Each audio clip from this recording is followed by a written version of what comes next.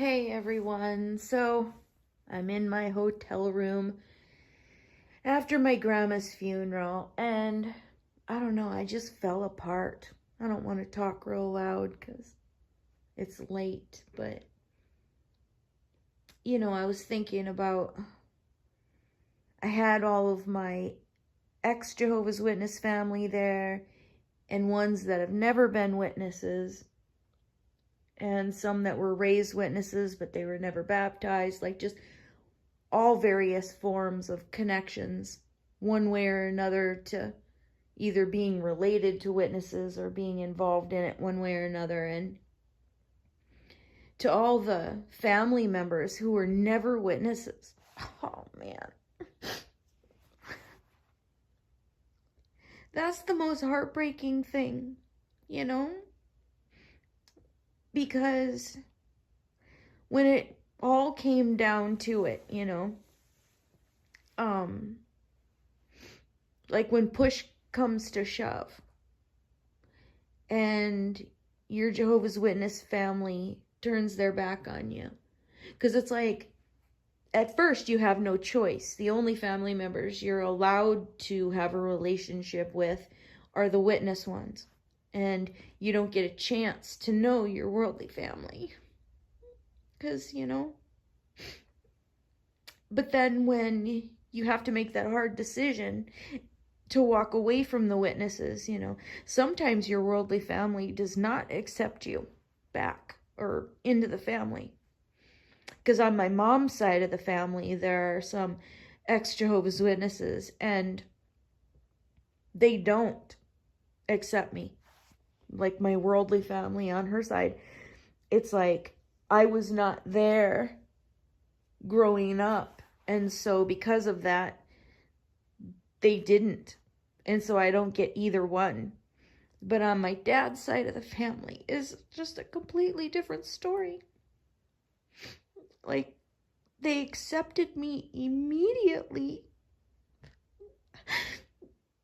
It was people that I'd heard about my whole entire life.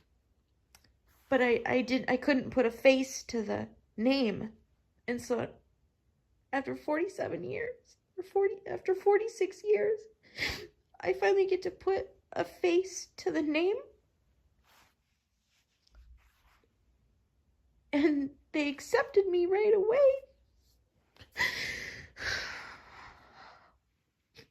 And all I could think of was that all the years I missed out. Like, I could have been having this relationship with these wonderful people this whole time. Like, are you kidding me? And instead I get these horrible Jehovah's Witnesses instead. That's why they keep you isolated. I realize that. Of why they want to keep us away from our worldly family. Because if they didn't, we would realize how wonderful they are. And we would say, I don't want to be around you, Jehovah's Witnesses. I want to be around these people. And it would be an easy choice. Like, which group do you want to be a part of? And so they don't let you have that choice. Because they know what decision you would make.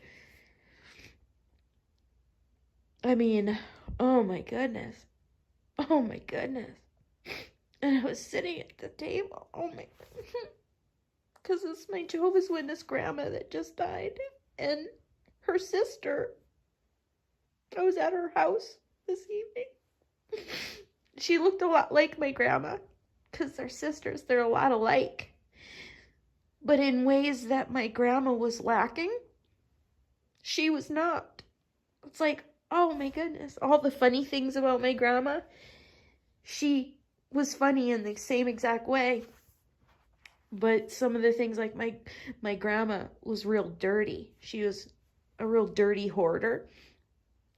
And my grandma's sister is actually clean. She's tidy. And she was taking me through her house and showing me all her crafts, and she gave me some of them.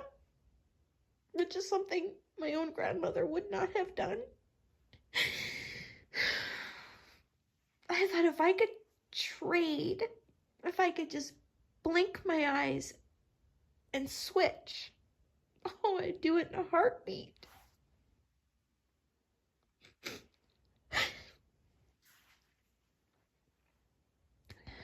And the whole time, my dad he was not at my grandma's sister's house.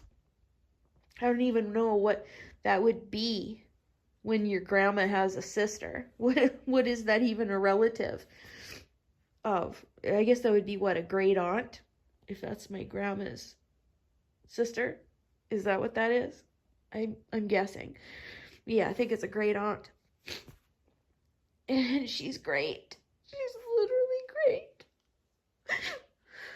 And so is her husband, my great uncle. He's so awesome.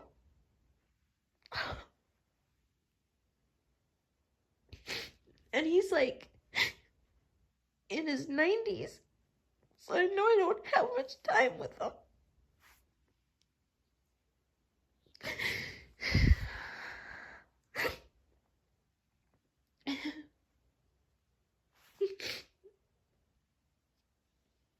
Oh, it's just terrible.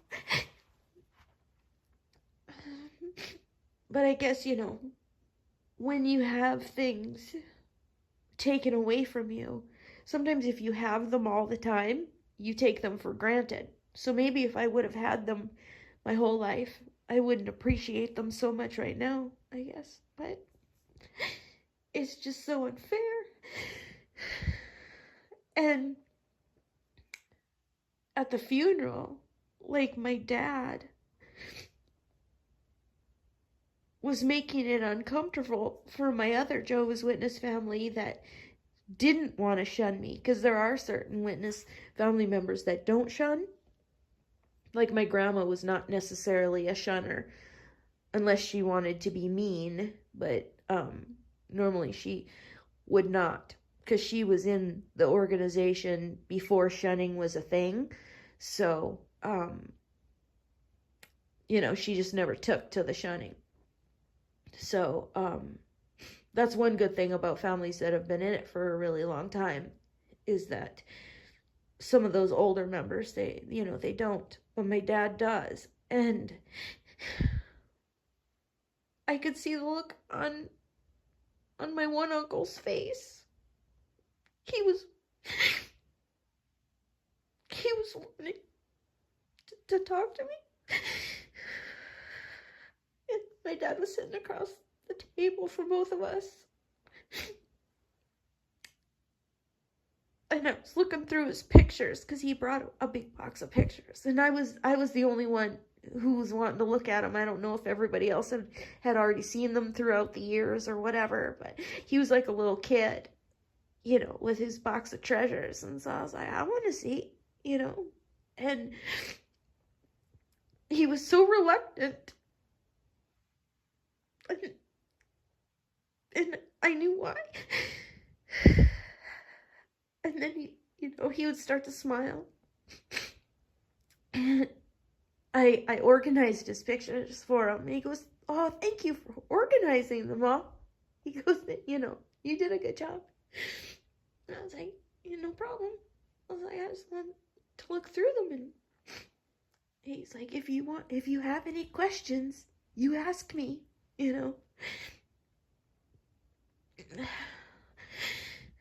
Jehovah's Witnesses do not understand, like, how mean they are.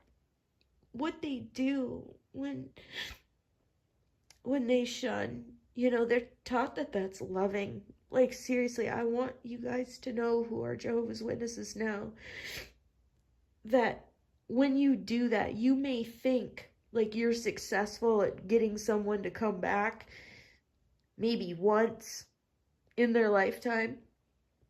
But if you continue to do that to them over and over and over again, eventually you're just going to push them away, where they're not going to want to talk to you. Like with my dad, he has shunned me on and off so many times during my life.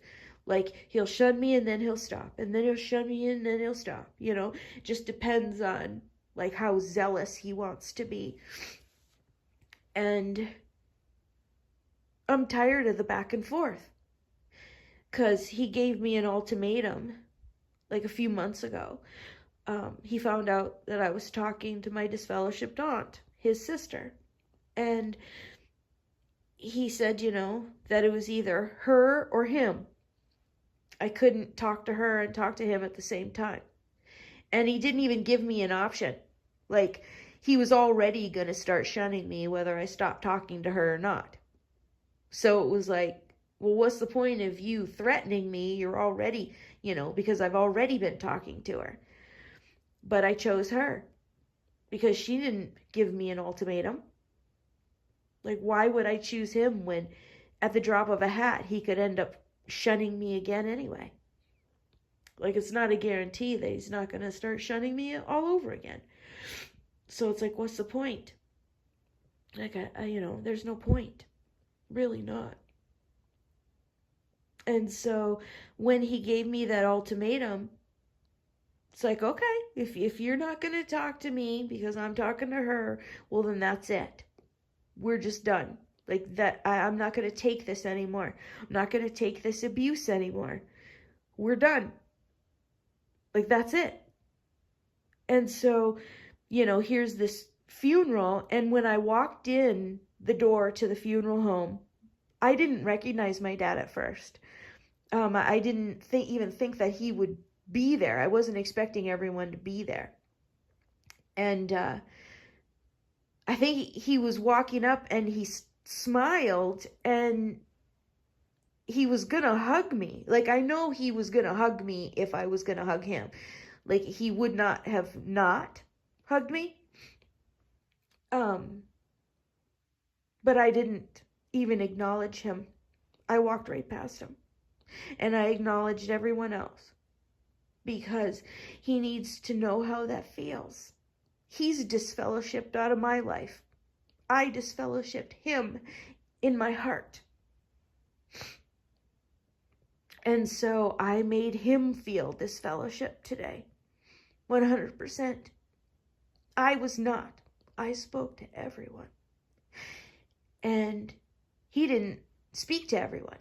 He was quiet. You know, he only spoke to the ones who were witnesses. And he did speak to a few others, but the others who were not witnesses didn't necessarily want to talk to him. Because I had been telling them everything, you know, it's been going around in the family. The family who has not been Jehovah's Witnesses, they were unaware of the situation.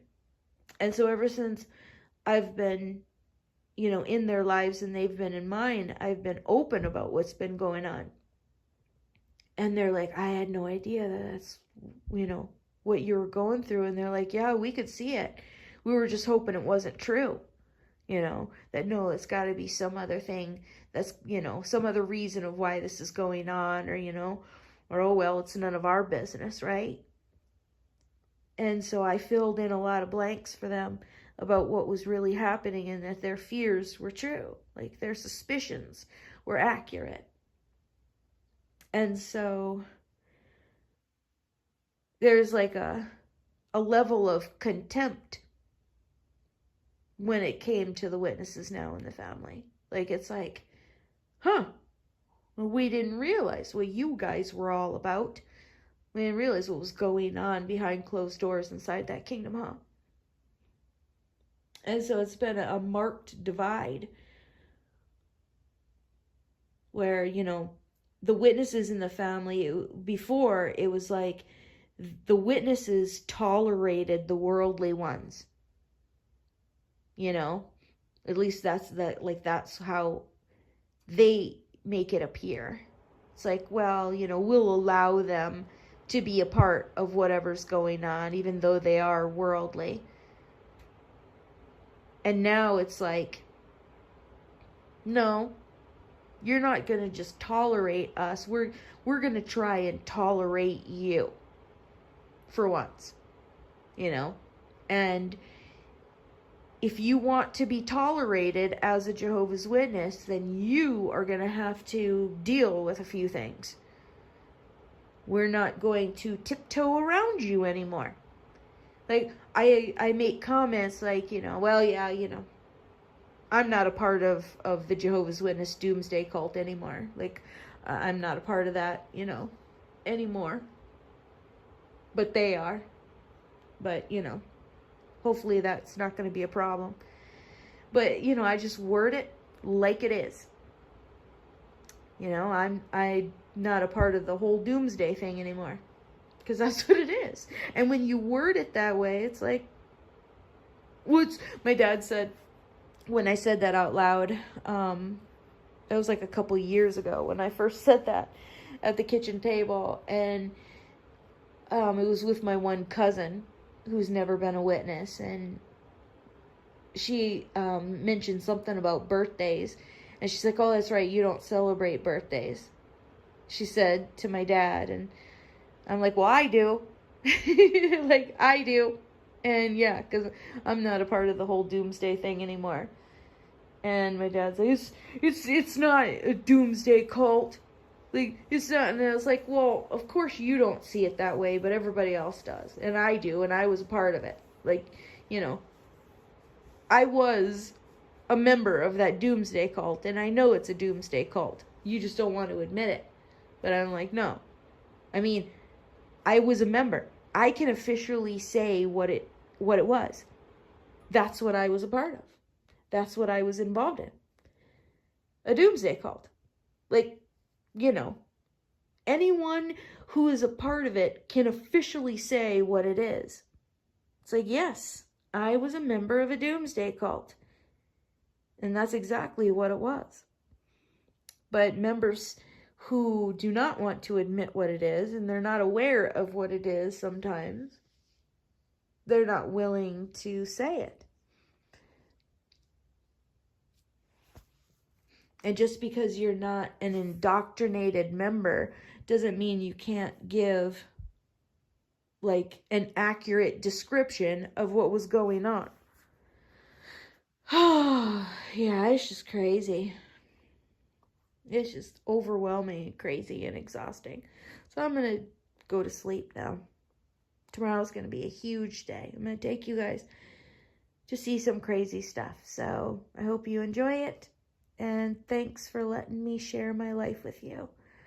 It's been a crazy journey. It's a roller coaster, and it's just beginning. Like, we've just reached the peak, the pinnacle of that first big major drop, and we've just reached the crescendo, we just like, oh, and now we're looking down, and it's, oh my goodness, like a 90-degree drop. And we're going to drop tomorrow. And we're going to be going fast.